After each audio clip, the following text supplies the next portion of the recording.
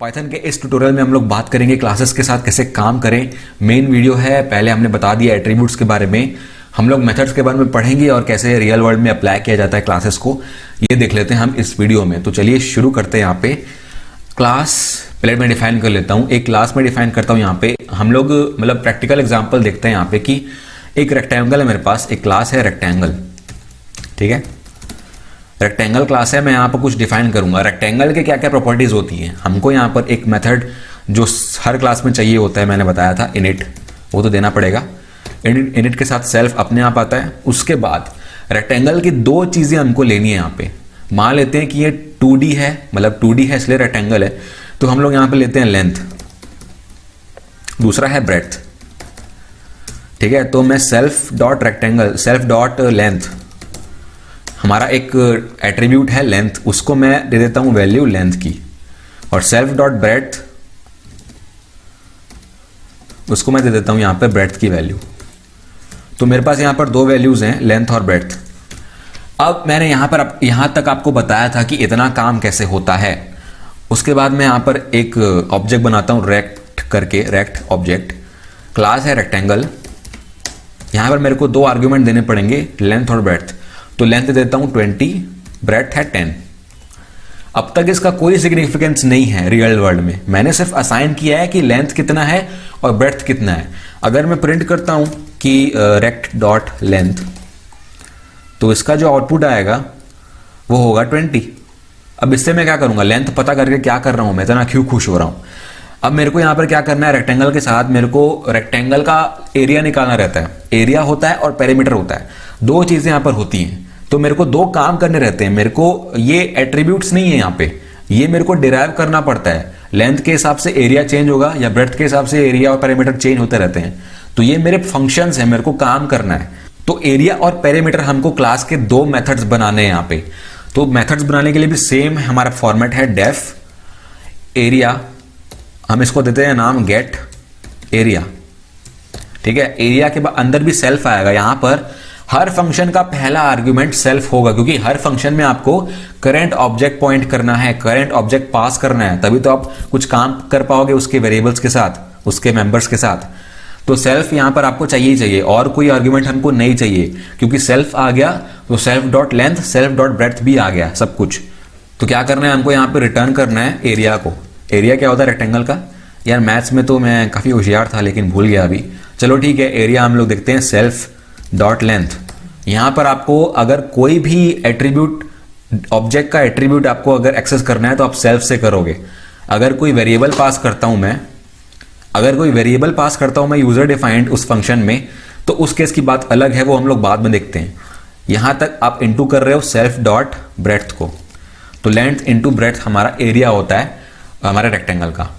तो इसको हम लोग प्रिंट करके देखते हैं। अब यहां पर मैंने प्रिंट किया था रेक्टेंगल डॉट लेंथ, अभी रेक्ट डॉट गेट एरिया करता हूं, लेकिन मैंने यहां पर रिटर्न किया था तो एरिया में मेरे को स्टोर करना पड़ेगा किसी वेरिएबल में, तो एरिया ले लेता हूं यहां पे। अब प्रिंट करते हैं एरिया, ठीक है, ठीक है। तो अब ये हमारा काम करना चाहिए, हमारा एरिया प्रिंट होना चाहिए। तो यहां पर आप देख रहे हैं एरिया है 200। तो ऐसे हमने काम किया। यहां पर आप देख रहे हैं मैंने क्या किया है, रेक्ट डॉट गेट एरिया है। तो मैं मेथड इसलिए बोलता हूं यार, क्योंकि ये जो मेरा ऑब्जेक्ट है रेक्ट, इसका डॉट लगा के मैंने गेट एरिया किया है। ये मेरे ऑब्जेक्ट से रिलेटेड है इंडिपेंडेंटली, ये मेरा कोई फंक्शन नहीं है जो मैंने डिफाइन किया गया है।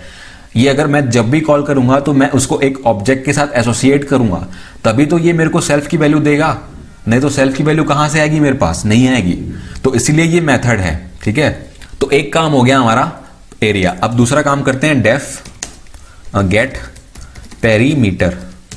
सॉरी मेरा टाइपिंग मिस्टेक बहुत ज्यादा होता है। यहां पर मैं फिर से रिटर्न करूंगा, फिर से हो गया, सॉरी। यहां पर मेरा पेरीमीटर का फॉर्मूला क्या होता है, मैं फिर से भूल गया। सेल्फ डॉट लेंथ क्या होता है यार, 2 इंटू क्या होता है, 2l प्लस बी, नहीं मेरे को याद नहीं आ रहा है क्या था, 2 into L plus 2 into B, हाँ 2 into L plus B. Sorry यार मैं मैथ्स भूल गया, पता नहीं क्या हो रहा है मेरे साथ। ओके, सेल्फ डॉट ब्रेड्थ, तो मेरे ख्याल से यही होता है पेरीमीटर का फॉर्मूला। तो अभी अगर गलत होगा तो ध्यान मत देना, मैं सिर्फ यहां पर कॉन्सेप्ट समझा रहा हूं। एक और वेरिएबल ले लेते हैं पेरीमीटर। यहां पर क्या था, रेक्ट डॉट गेट पेरीमीटर। तो अब इसको मैं प्रिंट करता हूं।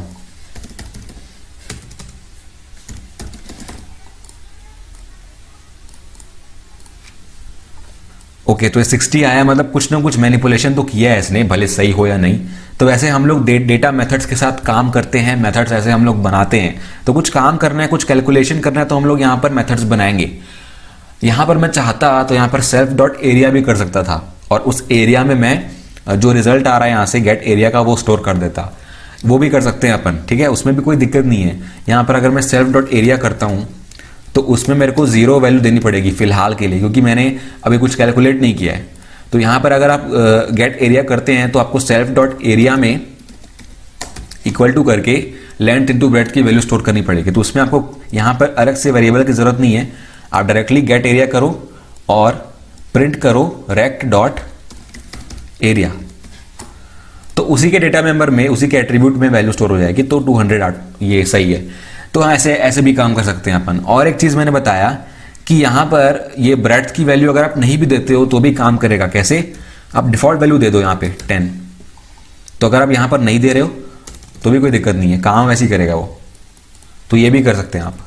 अब यहां पर हम लोग एक और चीज करते हैं। यहां पर हम लोग एक मेथड बनाता हूं, यहां पे मैं डेफ अपडेट लेंथ, ये मैंने मेथड बनाया है क्योंकि मेरे को लेंथ को अपडेट करना है, और अपडेट करने के लिए मेरे को एक वैल्यू चाहिए। तो वो वैल्यू मैं यहां पे दूंगा सेल्फ के बाजू में न्यू लेंथ।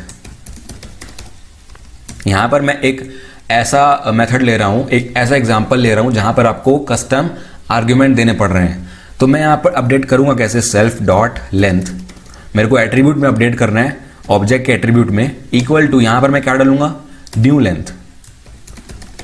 क्योंकि यहां पर मैं सेल्फ नहीं दे रहा हूं, यहां पर ध्यान दो आप, यहां पर मैं सेल्फ नहीं दे रहा हूं क्योंकि ये मेरा एट्रीब्यूट नहीं है, ये मेरा यूजर डिफाइंड आर्ग्यूमेंट है। तो मैं ये मेरे ऑब्जेक्ट से रिलेटेड नहीं है, ठीक है।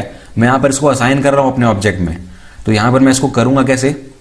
मैं रेक्ट डॉट अपडेट करता हूं, अपडेट लेंथ, यहां पर मैं वैल्यू दे दूंगा 100 और मैं प्रिंट करता हूं रेक्ट डॉट लेंथ। तो जो मेरा आउटपुट आएगा वो 100 होना चाहिए, 100 है। तो ये एक एग्जांपल था कि आप जब यूजर डिफाइंड आर्ग्यूमेंट को अगर पास करते हैं और यूज करते हैं जो आपके ऑब्जेक्ट से रिलेटेड नहीं है, तो उसमें आप सेल्फ नहीं लगाओगे। सेल्फ आपके सिर्फ ऑब्जेक्ट के एट्रीब्यूट्स में आता है, ठीक है।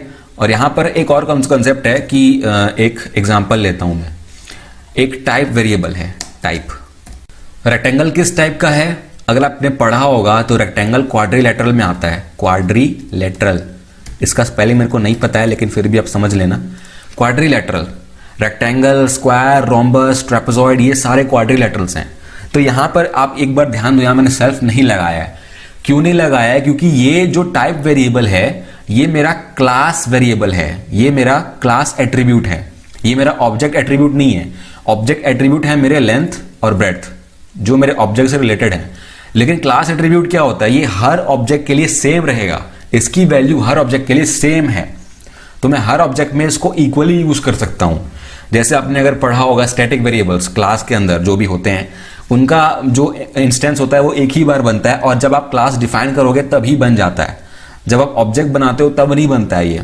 तो हमेशा ये वैल्यू स्टोर होगी जब भी आप क्लास बना रहे हो, ये ऑब्जेक्ट से रिलेटेड नहीं होता है। यहां पर अगर आप इसको एक्सेस करना चाहते हैं रेक्ट डॉट टाइप, मैंने इसको सेल से एसोसिएट नहीं किया है, फिर भी जो इसकी वैल्यू है वो क्वाड्रिलेटरल आ रही है।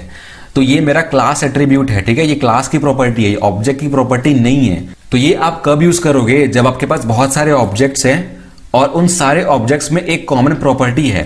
फॉर एग्जाम्पल आपने एक क्लास बनाई है मर्सिडीज, एक और बनाई आपने ऑडी, तीसरी बनाई आपने BMW। तो सारी की सारी कार्स हैं, तो सबका टाइप जो है वो कार होगा। या फॉर एग्जाम्पल आपने एक क्लास बनाया है सर्कल, तो सर्कल में पाई की वैल्यू चेंज नहीं होती है, आप जो भी यूज करो। तो सर्कल क्लास में पाई की वैल्यू हमेशा सेम होगी, तो वो क्लास एट्रीब्यूट हो जाएगा। तो ऐसे ऑब्जेक्ट्स जिसमें एक कॉमन प्रॉपर्टी हो तो उसमें आप इस वेरिएबल को यूज कर सकते हैं। और इस क्लास एट्रीब्यूट को आप यहां पर क्लास के नाम से भी एक्सेस कर सकते हैं। मेरा क्लास का नाम क्या है? Rectangle, rectangle dot type. तो ये मेरा क्लास एट्रीब्यूट है, तो आप क्लास से एक्सेस कर सकते हो डायरेक्टली, क्योंकि ये चेंज नहीं होने वाला है। और यहां पर अगर आप रेक्टेंगल डॉट लेंथ करते हो तो भी ये काम नहीं करेगा, क्योंकि ये ऑब्जेक्ट की प्रॉपर्टी है। अगर आपको डाउट है कि मैं सेल्फ क्यों यूज कर रहा हूं तो मैं यहां पर एक और ऑब्जेक्ट बनाता हूं रेक्ट2 के नाम से, रेक्टेंगल। यहां पर मैं 50 दे देता हूं लेंथ की वैल्यू, ब्रेड्थ तो सेम है।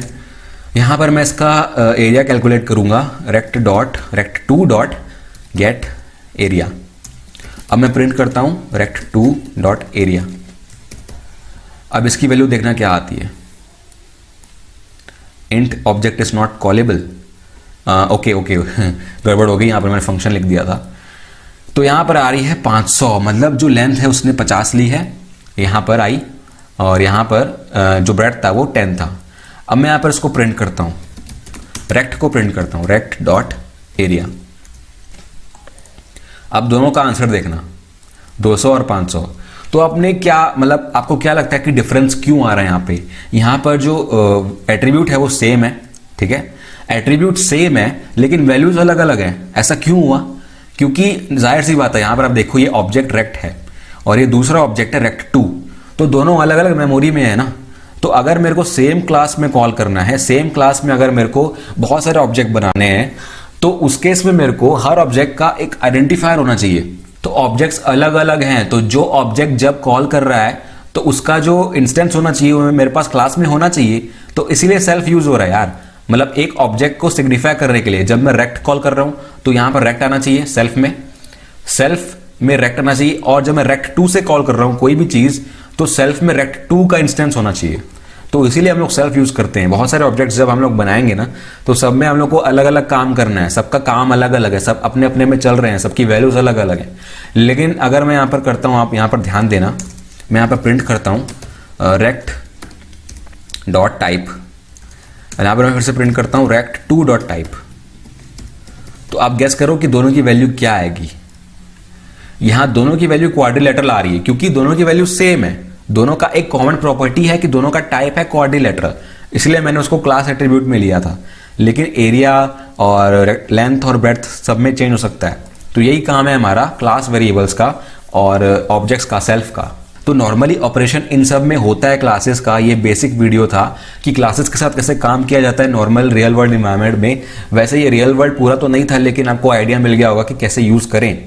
यहां पर मैंने इसको एरिया को डिफॉल्ट वैल्यू दी है। यहां पर आप डिफॉल्ट वैल्यू कुछ भी दे सकते हो जो यहां पर नहीं होगा, लेकिन अगर यहां पर कुछ है, यहां पर आप वो चीज यूज नहीं कर रहे हो तो कुछ गड़बड़ नहीं होगी, लेकिन वो वेस्टेज है। यहां पर डिफॉल्ट वैल्यू दे सकते हो आप।